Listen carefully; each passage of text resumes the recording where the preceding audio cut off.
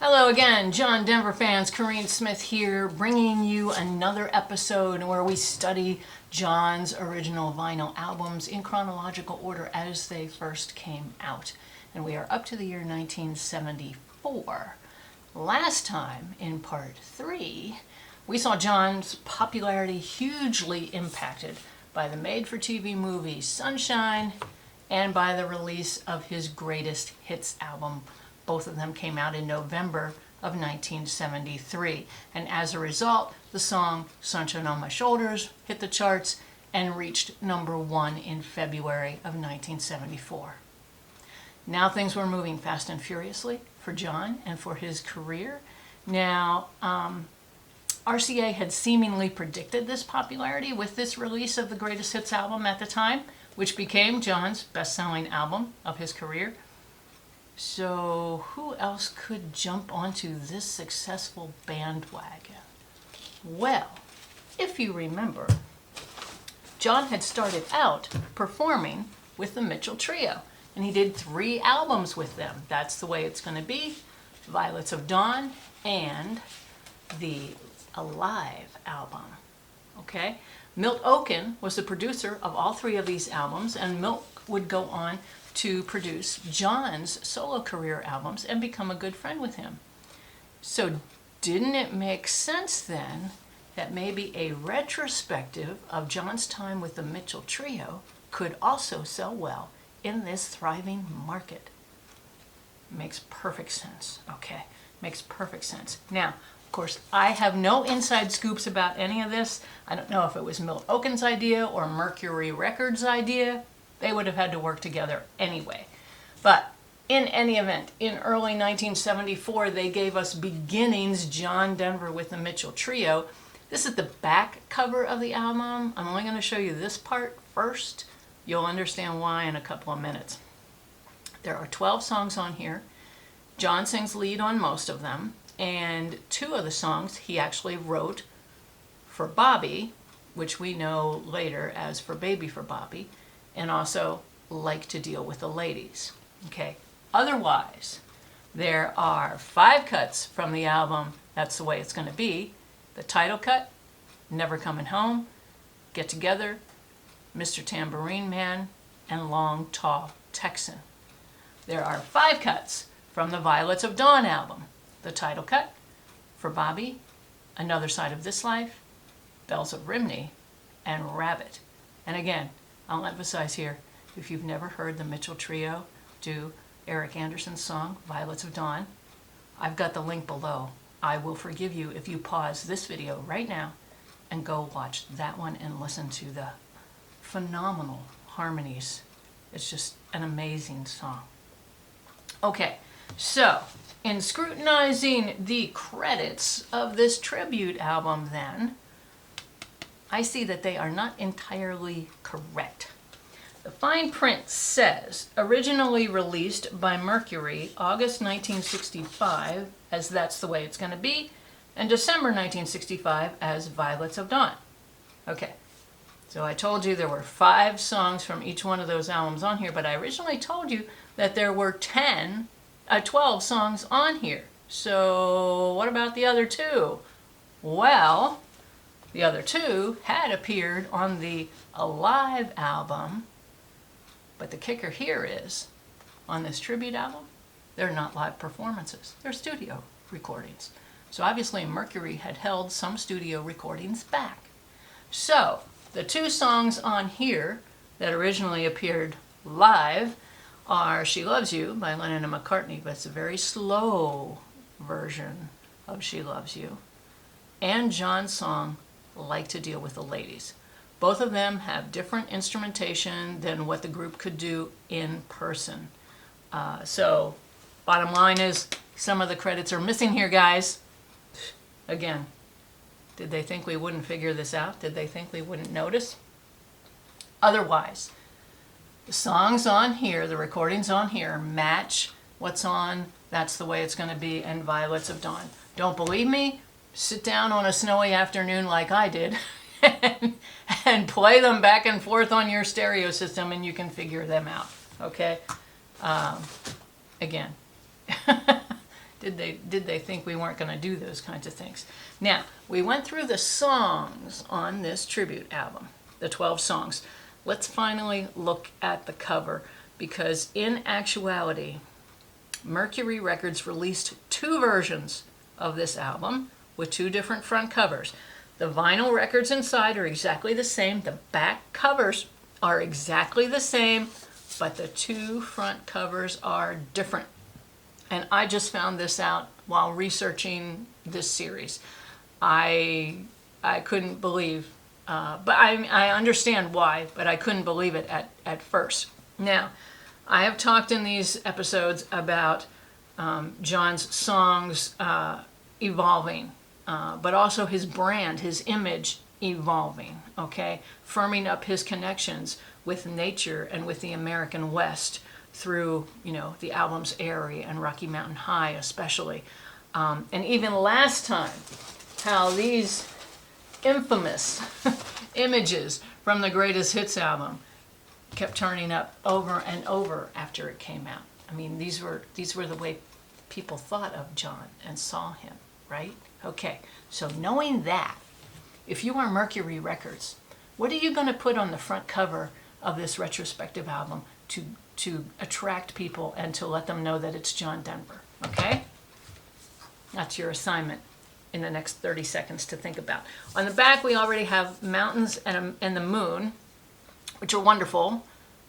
Don't necessarily scream John Denver, but okay, they're wonderful. What would you put on the front cover to go along with this? Well, obviously Mercury couldn't decide, so they released 2 different ones, all right? So the first one has, I think, maybe the same mountain range, just taken from a different angle with a lake. Do you think that's the same mountain range? I don't know where that is. Credits don't say. Again, boy, that would have been helpful. Yeah. So, the other one is an artist's rendition of this image. Are you ready for it? I hope so. Boom! This is the one that I bought in 1974 because it screamed at me from the record store aisle, as it would from anybody. Now, also notice that really this one says Beginnings, the Mitchell Trio featuring John Denver, and this one says Beginnings, John Denver with the Mitchell Trio. So, trying to get both audiences here, the Mitchell Trio people and the John Denver people. It's a good marketing strategy, just kind of surprising in retrospective. Yeah, and anyway, so bottom line, should you buy a copy of this album? Obviously, that's up to you. If you have the Mitchell Trio albums, then you already have 10 of the 12 recordings. If you want to get the ones with studio recordings of those other 2 songs, then you do get one of these. Do you need both? With both covers? Probably not. You decide. You decide. I still think that's funny. So, we're still in the year 1974 here, and when we reach April, we get a brand new album from John. It is not a retrospective. It is not a greatest hits album yet. It is Back Home Again, okay? Has 12 songs on it. 8 of them were written by John, so let's begin with the 4 that were not. We have On the Road by Carl Franzen, and that is not On the Road Again by Willie Nelson. This is On the Road, Carl Franzen. We didn't know who we were. We didn't know what we did. We were just on the road. Nice song. We also have It's Up to You by Steve Weisman, which kind of sounds like a sister song to John's song Farewell Andromeda. Play those back to back and see if you agree. That was on the previous album, obviously, Farewell Andromeda. The 2 songs, other than those 2 songs, the other 2 songs that were written by other people are so identifiable with John that you may have assumed all along that he wrote them, but he didn't. Grandma's Feather Bed was written by Jim Connor. And Thank God I'm a Country Boy was written by John Summers. Now, you may recognize both of those songs because they appeared on the ever ubiquitous live album An Evening with John Denver, which came out the following year in 1975. And that's when the live version of Thank God I'm a Country Boy reached the charts in April of 1975. That's a year in the future, so let's go back home again in 1974 and to the songs that John wrote on it. Two songs are about music. The Music Is You is a short song, has one verse. It's repeated twice here, and on the second part of it, it's done in a round with singer Julie Connor, which sounds kind of interesting. This old guitar is the moving tribute to the 1910 Gibson that John's grandmother once gifted him when he was 12 years old, thus changing the trajectory of his life and ours as well. Two songs are nature-oriented on here. There's a lazy front porch kind of song called Cool and Green and Shady, which John wrote with Joe Henry. And then we also have a moving song called Eclipse, which John wrote while watching the sunset while he was in a hotel room in California. At the time, he was out there filming an episode of McCloud called The Colorado Cattle Caper, which aired on February 24th, 1974. I talked about this show in the second episode of this video series. And I said then that the song that John sang as character Deputy Dewey Cobb was, I guess he'd rather be in Colorado. If you haven't seen that episode of McCloud with John, with Dennis Weaver, call it up somehow. It is worth watching. A little dated now and kind of funny, but it is worth watching. Now, as usual, I am getting some of these stories from the wonderful reference book, John Denver, The Complete Lyrics, came out in 2002, edited by Milt Oken, contains all the lyrics to the songs that appeared on John's albums, whether or not he wrote them himself. And then for key songs, there are stories taken from what John himself had said. Great book, out of print, hard to get. I am very lucky to have one. Of course, the overall theme of this album is home. Coming home, being at home, and how comfortable and comforting home can be, however you define the concept. And key to the concept of home are the kinds of people who are waiting there for you. Now, John famously wrote the song Matthew in honor of his father's family, the Dutchendorfs, and especially for his Uncle Dean. And he did so without mentioning their real-life names or places in the song. Dean was only 3 years older than John, and they had been good friends. They worked the farm harvest together. They hung out together. Unfortunately, Dean was tragically killed in a car accident when he was just 20 years old, and John was devastated. And so I wrote this down for Matthew, he says in the song. Now, the story told in the song is a general representation, okay? Most of the details about Matthew's life in the song have absolutely nothing to do with Dean's.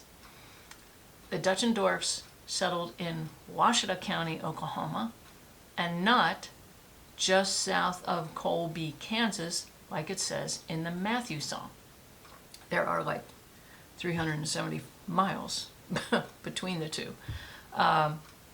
So please understand that while the Matthew story is meant to be semi-autobiographical, John took major poetic license here. I have heard one John Denver tribute artist in concert talk about how John's family worked farms just south of Colby, Kansas, and I thought, well, no, that's just not true. How do I know? Well, John wrote about it himself in his autobiography, Take Me Home, which came out in 1994. And also, before the availability of online genealogical searching, Also in 1994, as I was driving cross country to get to Aspen to get to the WinStar Choices Symposium, I diverted a little bit south and I went to the Washita County Courthouse in New Cordell, Oklahoma, and I looked up the Dutchendorf records myself because they're public records. And you can do it now online. As a matter of fact, well, I also explored around Corn, which is where the family lived and farmed and probably still do. If you go online now, a lot more people have dug a lot deeper than I ever did into the Dutchendorf genealogy, and you can go online, you can trace how John's family came, probably Mennonites, came from Germany through Russia to get to the middle of the United States, and that's a pretty interesting story. Anyway, Matthew is a very nice song, tells a complete and meaningful story on its own in just a few verses and a pretty memorable chorus. And through it, John acknowledges and honors his farm family roots. Just don't mistake it for being absolutely true. Now, this is an album that opens up and really nicely. The words to the songs are all on the liner. Yay! Actually, Rocky Mountain High did that too, had it printed on the inside. This one has pictures of memorabilia and such because it's home, right? It's home. Okay. Keep going with the songs here. 3 of the songs that appear on this album became top 40 hits. Can you think real quick what that might be? First one was Annie's Song. Spent 2 weeks at number 1 in June of 1974. Song is in 3/4 time, and famously, John wrote the song in his head as he was riding up a ski lift one winter day. And here is his story about that. I looked out at the mountains I love, and the Colorado sky was a blue color you can only see from this altitude. My favorite color, I might add. The deep green of the trees against the white of the snow, the colorful outfits the people were wearing, the sounds of the lift as it goes over each tower, and birds singing and laughter and the smell of the clean, fresh air out there in the wilderness. All these things were going through my mind, and it was all beautiful. It filled me completely. I began thinking about other things that are like that for me, and my first thought was of the woman I had fallen in love with again, and how she filled me so completely. Then I started thinking of other things, things in nature, and in the 10 minutes it takes to go from the bottom of the Bell Mountain lift to the top, I had written Annie's Song. I had the melody in my head, and I knew the chords on the guitar. I skied down to the bottom of the hill, raced home, picked up my guitar, and played it. Noel Paul Stookey of Peter, Paul, and Mary said that sometimes he didn't feel so much like the writer, but rather the instrument of that which wants to be written. That's what this felt like to me. Annie's Song is a song for all lovers, and in its deepest sense, a prayer to the love in us all. Wow. And people have used it in their wedding ceremonies. Have you ever heard one? Yeah. As you remember from English class, let's go into grammatical things here. What's a simile? Do you remember what a simile is? A simile makes a comparison by using the words like or as. And in the chorus of Annie's Song, John uses 5 similes, right? Nature imagery to describe his love for Annie. So, you fill up my senses, like a night in the forest, like the mountains in springtime, like a walk in the rain, like a storm in the desert, like a sleepy blue ocean. You fill up my senses, come fill me again. So 5 similes in the chorus of Annie's Song. Cool. By now, we already knew how important John's connection with nature was, and so for him to make a comparison for his love for nature to personal love makes perfect sense, and it definitely connected with the audience, and Annie's Song became a hit. The next single from this album is the title cut, Back Home Again. Of course, it sets the stage here with the strong theme of home, and it spent 10 weeks on the charts in the fall of 1974, got as high as number 5.